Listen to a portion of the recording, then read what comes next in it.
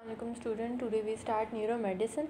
So first topic is stroke, that is a cerebrovascular disease, and stroke is the third leading cause of death in US.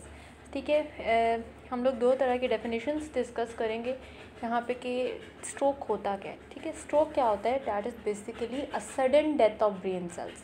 ठीक है, stroke ये होता है कि अगर बहुत ज़्यादा सडनली ब्रेन सेल्स की डेथ होगी और किन रीजंस की वजह से होगी, कोई भी ऑक्सीजन सप्लाई, अगर किसी भी ब्लड फ्लो की ब्लॉकेज है, किसी आर्टरी का रप्चर हो गया, ब्लड फ्लो ब्लॉकेज की वजह से ब्रेन सेल्स को ऑक्सीजन नहीं मिल रही और वहाँ पे डेथ हो जाती है, that is called stroke. Second definition, that is the most important definition, कि sudden development of the neurological focal neurological deficit due to non traumatic vascular cause lasting more than 24 hours. अगर 24 hours से आपका sudden एक focal neurological deficit मिलता है और वो भी नॉन ट्रॉमेटिक कॉज की वजह से. ठीक है, टीबीआई और स्ट्रोक के अंदर यही डिफरेंस है कि टीबीआई क्या होता है कि ट्रॉमेटिक ब्रेन इंजरी, कोई ट्रॉमा हुआ जिसकी वजह से ब्रेन सेल्स ख़राब हुआ, आपका ब्रेन इंजर्ड हुआ, तो वो टीबीआई में चला जाता है. बट स्ट्रोक इसका जो कॉज है वो नॉन ट्रॉमेटिक वैस्कुलर कॉज होता है. और जो मोस्ट कॉमन आर्टरी, जो स्ट्रोक जिस आर्टरी का देखा जाता है, that is the middle cerebral artery. So there are the two types of stroke. First is ischemic and second one is the hemorrhagic stroke. Ischemic stroke 85% present होता है, जबकि hemorrhagic stroke जो है वो 15% होता है. अगर हम टाइप्स की बात करें इस्कीमिक स्ट्रोक की, ना में फर्दर 4 टाइप्स होती हैं. एक होता है ट्रांजिएंट इस्कीमिक अटैक, रिवर्सिबल, हमारे पास इस्कीमिक न्यूरोलॉजिकल हमारे पास डेफिसिट आता है. थर्ड हमारे पास इवॉल्विंग स्ट्रोक होता है and 4th is completed stroke. अब ट्रांजिएंट इस्कीमिक अटैक क्या होता है और स्ट्रोक में बेसिकली क्या फ़र्क होता है? जो आपका इस्कीमिक स्ट्रोक है ना, उसके अंदर ट्रांजिएंट इस्कीमिक अटैक जो होता है वो बेसिकली 30 मिनट से कम का अटैक होगा. ठीक है, और वो रिवर्सिबल होता है, पेशेंट नॉर्मल कंडीशन में दोबारा आ जाता है, उसके न्यूरोलॉजिकल डेफिसिट जो है वो ख़त्म हो जाते हैं. अब जो ये ट्रांजिएंट इस्कीमिक अटैक है, जो इसकी नेचर होगी वो एम्बॉलिक नेचर होगी. किसी भी एम्बोलस की वजह से क्या होगा कि ये आपको ट्रांजिएंट इस्कीमिक अटैक होगा जो कि लेस देन 30 मिनट्स होगा या 24 आवर्स में वो रिजॉल्व हो जाएगा, पूरा एक दिन का अटैक होगा. Second, reversible ischaemic neurological deficit में क्या होता है कि अगर सिम्टम्स मोर देन 24 आवर्स रहते हैं और विद इन 2 वीक्स वो रिजॉल्व हो जाता है, that is the reversible ischaemic neurological deficit. Third one is evolving stroke.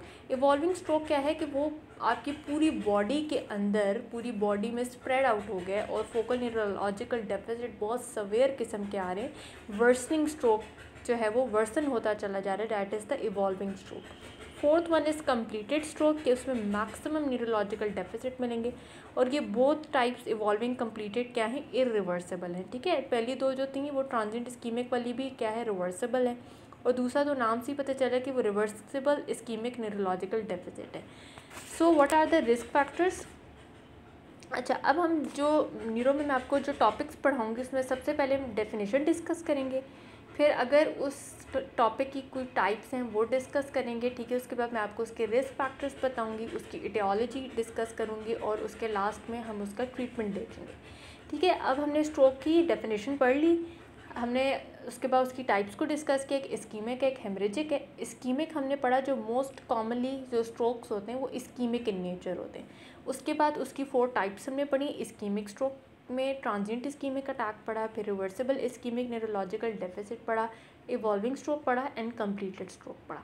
फिर रिस्क फैक्टर्स देखते हैं. रिस्क फैक्टर्स में हमारे पास एज आ जाती है, उसके अलावा hypertension, diabetes mellitus, smoking, family history और हाइपरलिपिडीमिया. ये तो रिस्क फैक्टर्स आपके एक जर्नलाइज्ड, क्या हम एज फैक्टर जो होता है उसकी वजह से हो रहा है या आपको कोई भी बीमारी है. अब ये पूछा जा सकता है कि यंग पेशेंट्स में ऐसे कौन से रिस्क फैक्टर्स होते हैं जिसकी वजह से उनको स्ट्रोक हो सकता है.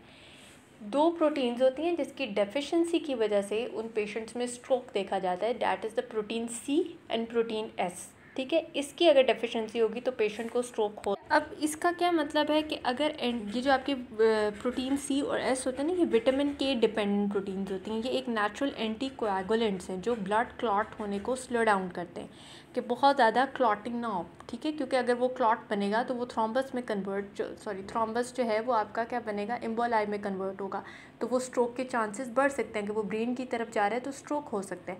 तो ये वाले अगर डेफिशिएंसी यंग पेशेंट में हो जाएगी तो उसको क्या है, स्ट्रोक हो सकता है, कि उसका रिस्क फैक्टर है। फिर हमारे पास अगर फीमेल्स हैं और वो ओरल कॉन्ट्रासेप्टिव पिल्स यूज़ करती हैं तो वो भी एक रिस्क फैक्टर है। हाइपर कोएगुलेबिलिटी का पेशेंट है तो उसमें भी रिस्क फैक्टर है, और अगर सिकल सेल एनीमिक पेशेंट है तो उसमें भी ये चांसेस होते हैं ऑफ गेटिंग स्ट्रोक।